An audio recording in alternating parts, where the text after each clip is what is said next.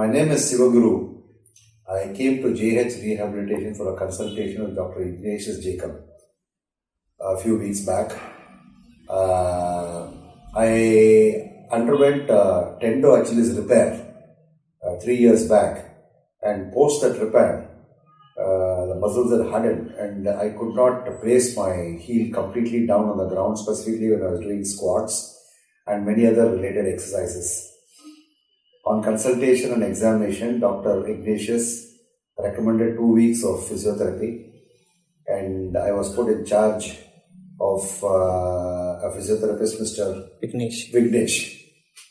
I think after the conclusion of 2 weeks, I am able to place my heel well on the ground.